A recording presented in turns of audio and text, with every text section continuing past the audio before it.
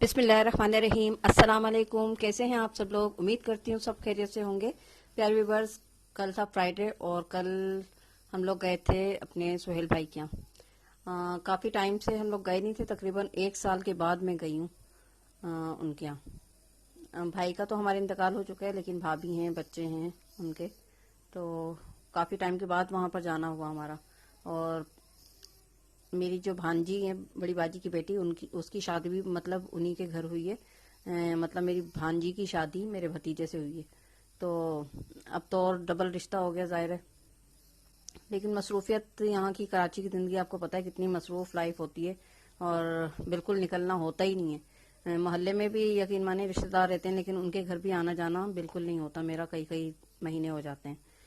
तो ये, लेकिन अपनों के लिए टाइम निकालना चाहिए और मिलना जुलना चाहिए अपने बहन भाइयों से, रिश्तेदारों से, उनका हक होता है।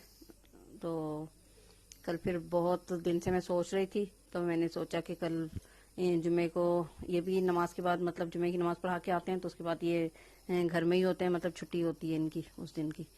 तो कल हम लोग फिर प्रोग्राम पहले से मैंने डिसाइड किया हुआ था, तो हम लोग कल फिर वहाँ पर गए। तकरीबन मगरिब की नमाज पढ़कर हम लोग घर से निकले थे। 1 घंटे का तकरीबन रास्ता है। तो ये देखें, ये उनके घर का मैं थोड़ा सा आपको व्यू दिखा रही हूँ। उनके माशाल्लाह से 2 बेटे हैं और 1 बेटी है, और मतलब अब एक बेटे की शादी हो गई तो बहू है और पोता है एक उनका। उन लोगों का भी काफ़ी टाइम से यहाँ पर आना नहीं हुआ। कभी वो लोग आ जाते हैं, कभी हम लोग चले जाते हैं, तो इसी तरह हो जाता है। लेकिन इस दफ़ा मैं ईद पर भी नहीं जा सकी, बकरा ईद पर भी नहीं जा सकी, तो वो काफ़ी नाराज़ हो रही थी। अभी रिश्तेदारों की शादी में मिली थी, तो बोल रही थी कि अब तुम्हारे भाई नहीं है तो उसका क्या मतलब है, तुम लोग आओगे नहीं वहाँ पर।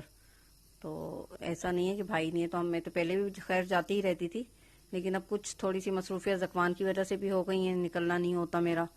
और फिर दिन, अब सर्दियाँ आ गई हैं तो दिन इतने छोटे छोटे हो गए हैं।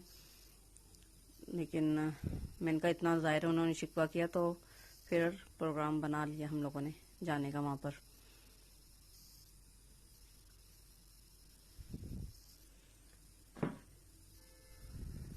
अब एक और प्रोग्राम मैंने बनाया है मामू के यहाँ, अपने यहाँ जाने के। अब ख़ानदान में बड़ा तो कोई और रहा नहीं है, एक बड़े सिर्फ हमारे मामू रह गए हैं। तो उनके यहाँ भी मैंने सोचा कि काफ़ी बेचारे बुजुर्ग हो गए हैं अब हमें ये वो नहीं रखना चाहिए कि वो आए हमारे घर पे, बल्कि हमें खुद ही जाकर मिलना चाहिए अपने बुजुर्गों से, अपने बड़ों से खुद जाकर मिलना चाहिए हमें। तो वहाँ के लिए भी इंशाल्लाह किसी दिन प्रोग्राम बनाऊंगी, जाएंगे वहाँ पर भी।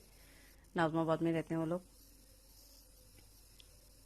पहले ये रिफ्रेशमेंट रख दिया था उन लोगों ने,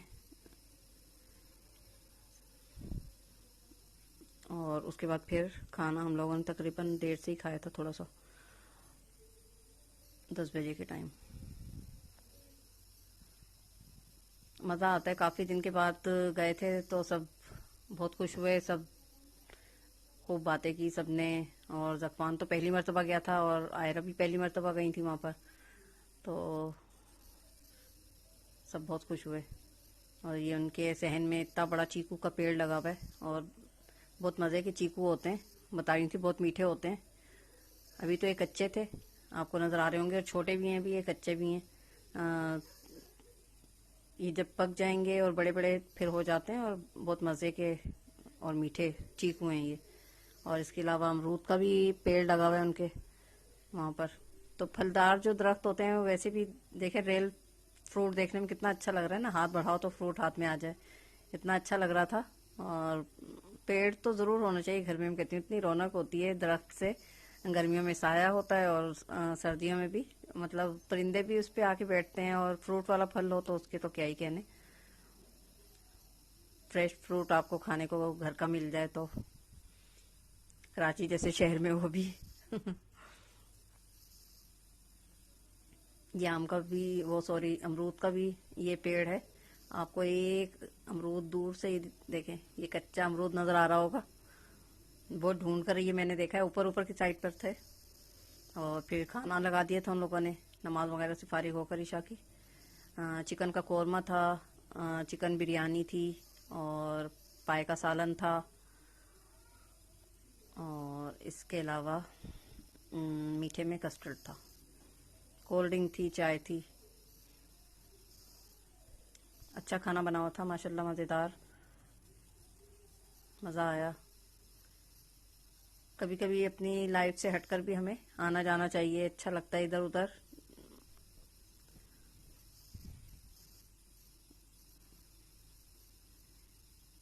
थोड़ी आउटिंग भी हो जाती है इस बहाने, वरना एक जैसी रूटीन से थक जाते हैं। अब ये वहाँ का सफ़र तो हमारे लिए ऐसा हो गया जैसे हम हैदराबाद जा रहे हो। ये हैदराबाद की तरह हमने ये ट्रिप एंजॉय किया। और वापसी तकरीबन हम 12 बजे आए हैं घर से, वहाँ से, उनके यहाँ से, और 1 बजे तक घर पे पहुंचे थे हम लोग। और रास्ते में इतने बड़े बड़े हैवी ट्रॉलर चल रहे थे, मतलब रात का टाइम था ना, तो हाईवे की साइड से करीम वाला लेके आया था, मतलब ऊबर वाला। तो इतने हैवी ट्रॉलर चल रहे थे, इतना डर लग रहा था देख देख कर। बड़े बड़े ट्रॉलर थे, क्योंकि रात में इन लोगों को अलाउ होता है, रात में निकलते हैं ये लोग ट्रॉलर और बड़े बड़े जो कंटेनर होते हैं ये लेकर। तो इस तरह ये हमारा संडे, सॉरी फ्राइडे बहुत अच्छा गुजरा माशाल्लाह। और कोशिश करेंगे इंशाल्लाह आइंदा भी कोई फ्राइडे अच्छा इसी तरह का एंजॉयमेंट वाला गुजरे, वरना तो सिर्फ घर के काम काज होते हैं और बस वही रूटीन है, एक जैसी रूटीन। अब इंशाल्लाह वहाँ का ज़रूर प्रोग्राम बनाऊंगी, मैंने सोचा हुआ है मामू के यहाँ जाने का अपने। और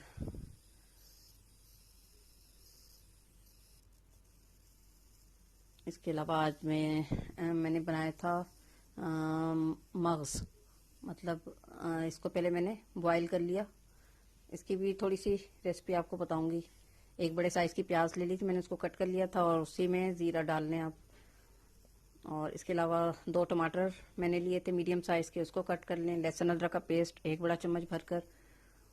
और इसके अलावा ये मग्स है, ब्रेन ज़ाहिर बना रहे हैं हम, तो उसको बॉईल करके इसके अच्छी तरह बारीक बारीक नसें होती हैं, झिल्ली सी होती है, वो उतार लें, साफ़ कर लें इसको, और छुरी से कट लगा लें इसमें। इसके अलावा हरा मसाला था, अदरक, हरी मिर्चें और धनिया। और इसके अलावा पाउडर मसालों में पिसी हुई सुरख मिर्च, पिसा हुआ धनिया, हल्दी और नमक था।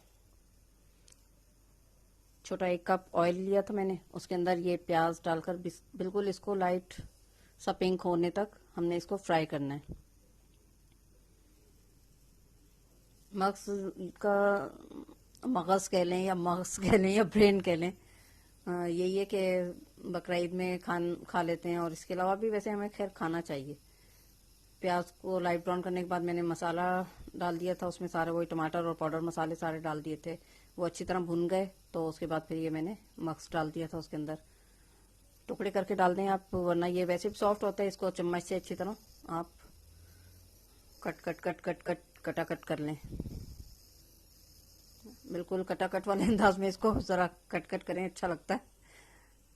और ये भुन भी जाएगा अच्छा सा, इसको भूनना अच्छा सा है, इसमें कोई मतलब वो बॉईल करने से खैर इसकी स्मेल तो ऐसे ही निकल जाती है, और इसको अच्छी तरह साफ भी करना चाहिए झिल्ली इसकी। और बस अच्छा सा भूनने के बाद ऑयल ऊपर आ जाएगा, तो आप इसके अंदर सारा हरा मसाला, अदरक बारीक काट के, हरी मिर्चें और हरा धनिया बारीक काट कर गरम गरम रोटी के साथ या पराठे के साथ सर्व करें, बहुत टेस्टी बनता है, ज़रूर ट्राई करिएगा। और आज का ब्लॉग कैसा लगा आपको ज़रूर बताइएगा, अपनी दुआ में मुझे याद रखिएगा। इंशाल्लाह फिर मुलाकात होगी, तब तक के लिए अल्लाह हाफिज़।